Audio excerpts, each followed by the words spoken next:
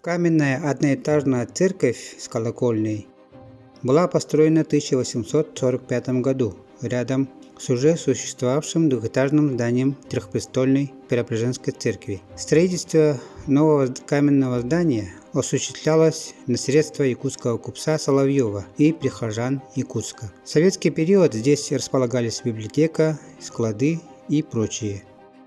19 августа 2001 года во вновь восстановленном храме был отслужен первый молебен.